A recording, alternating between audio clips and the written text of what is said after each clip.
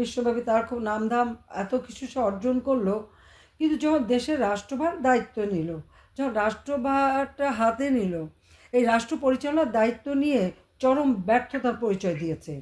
মানুষের জীবনের শান্তি কেড়ে নিয়েছে, ঘুম কেড়ে নিয়েছে, নিরাপত্তা কেড়ে নিয়েছে। মানুষ শান্তিতে ঘরে ঘুমাতে পারে না, চলতে পারে না।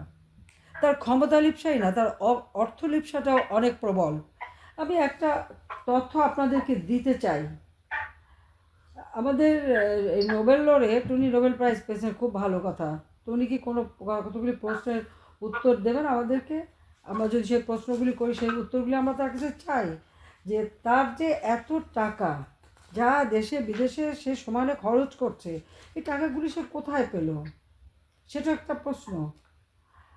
গ্রামীণ ব্যাংক, এই ব্যাংকটি কিন্তু একটা প্রকল্প। সে প্রকল্পটা নেওয়া হয়েছিল স্বাধীনতার পর, যখন বাংলাদেশে দুর্ভিক্ষ হয়। তারপরেই গবেষণা করার নির্দেশ দেন জাতির পিতা বঙ্গবন্ধু শেখ মুজিবুর রহমান, এবং সেই গবেষণার ফসল হিসেবে একটি প্রকল্প নেওয়া হয়, যারা ভূমিহীন গৃহহীন মানুষ, তাদেরকে জামানতবিহীন সুদ দেওয়ার জন্য, ঋণ দেওয়ার জন্য।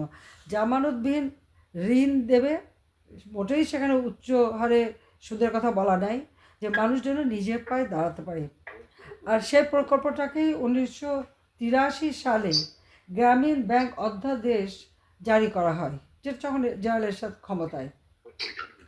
এবং এই গ্রামীণ ব্যাংকে, এটা আসলে মূলত একটি সংবিধিবদ্ধ সংস্থা। আমাদের যে সংবিধান স্বাধীনতার পর জাতির পিতা বঙ্গবন্ধু শেখ মুজিব দিয়েছিলেন, সেই সংবিধানের 152 নম্বর অনুচ্ছেদ অনুযায়ী গ্রামীণ ব্যাংক একটি সংবিধিবদ্ধ সরকারি কর্তৃপক্ষ, অর্থাৎ স্ট্যাটিউটরি পাবলিক অথরিটি। 86 সালে প্রথম এটা সংশোধনী করা হয়। গ্রামীণ ব্যাংকের সরকার ও গ্রামীণ ব্যাংকের যে সদস্য, সেই সদস্যদের মূলধনের আনুপাতিক হার যথাক্রমে 75% ও 25% ধার্য করা হয়েছিল। আর আপনারা জানেন যে এটা পরবর্তীতে আবার একবার সংশোধন করা হয়। কিন্তু এই গ্রামীণ ব্যাংকে চাকরি পায় ইউনূস, সেটা পেয়েছিল 90 সালে। 90 সালে 13ই আগস্ট ইউনূসকে গ্রামীণ ব্যাংকের এমডি, ব্যবস্থাপনা পরিচালক হিসেবে নিয়োগ দেওয়া হয়। মানে 1990 সালে 13ই আগস্ট ইউনূস গ্রামীণ ব্যাংকের ব্যবস্থাপনা পরিচালক হিসেবে চাকরি পায়। কাজে যোগদান করে 19 আগস্ট 1990 সালে। যিনি এমডি হিসেবে, তার বেতন ছিল 6,000 টাকা। 6,000 টাকা বেতনে সে চাকরি পায়, কারণ সে তখন চট্টগ্রাম বিশ্ববিদ্যালয়ের একজন অধ্যাপক ছিল। সেখান থেকেই তাকে জেনারেল এরশাদ তুলে নিয়ে আসে। আর সেই থেকে আপনারা জানেন যে ইউনূস এই ব্যাংকের দায়িত্ব নেয়, কিন্তু দায়িত্ব নিয়ে আস্তে আস্তে ব্যাংকটাকে সে গ্রাস করে নেয়। উচ্চ সুদের হার, মানুষের সব সহায় সম্বল সব শেষ করে দেয়, কিন্তু ওনার পকেট কিন্তু ভারী হয়ে যায়। আমি বেশি দূর বলতে চাই না, আমি একটা প্রশ্ন করব।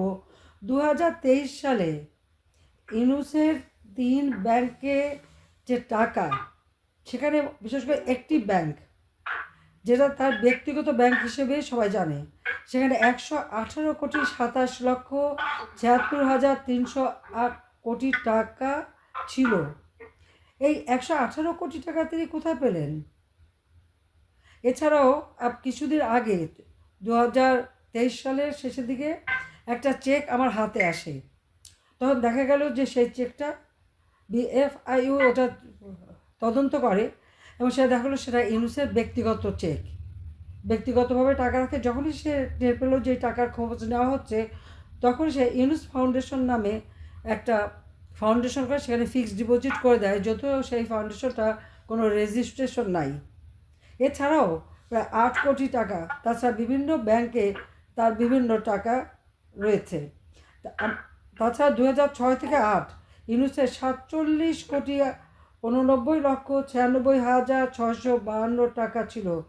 গ্রামীণ ব্যাংকের এমডি হিসাবে 6,000 টাকা বেতনে চাকরি করে এই টাকাটা সে কোথা থেকে পেল? এবং BFIU, বাংলাদেশ ব্যাংকের যে তদন্ত কমিটি, সেই কমিটির হিসাব মতে 2001 থেকে 11 ৬৬ কোটি টাকা রেমিটেন্স আসে। আপনারা জানেন যে এইটা কোথা থেকে সেই টাকাটা পেলো, এর হিসাবটা ইউনূস দেশবাসীকে দিবে কিনা সেটাই আমার কথা। হ্যাঁ, উনি বলবেন উনি লেকচার দিয়ে টাকা পেয়েছেন। আপনারা আমেরিকা আছেন, আমি আপনাদের কাছে একটা কথা জিজ্ঞাসা করি, উনি যে বিভিন্ন জায়গায় লেকচার দিতেন, এক এক লেকচারে কত টাকা করে পেতেন? সেটাকে কি ১১৮ কোটি টাকা হয়? হ্যাঁ, তার বাপের ব্যবসা, সেই ব্যবসা তারও ব্যবসা। সেখানে সে গ্রামীণ ব্যাংকের থেকে মোটা টাকা প্রায় ৯ কোটি টাকার মতো তিনি ঋণ দিয়ে অন্য একটা ব্যাংকে যে ঋণ খেলাপি ছিল সেই টাকা শোধ করে, এবং যে টাকা ঋণ দিচ্ছে সে ঋণের টাকাও আবার উনি মাফ করে দেন। মানে দাতা হচ্ছেন পুত্র, পিতা হচ্ছেন গ্রহীতা। তো এইভাবে মানে গ্রামীণ ব্যাংকের অর্থ নয় ছয় করে, কোনোদিন অডিট করেনি, কোনোদিন কিছু করেনি। আর আরও অনেক তথ্য আছে, এত আমি বলতে চাই না। তবে তিনি সবাইকে শোনান ওনার নাকি কিছু নাই, বাড়ি নাই, গাড়ি নাই, জমি নাই, কিচ্ছু নাই, একবারে ফকির। হ্যাঁ, ৬,০০০ টাকার বেতন পেয়ে হয়তো কিছু নাও থাকতে পারে, কিন্তু প্রশ্নটা হচ্ছে এত টাকা ইউনূসের আসলো কোথা থেকে? তার জবাব তো দিতে হবে তাকে, জনগণের কাছে দিতে হবে, কারণ এ টাকা জনগণের টাকা।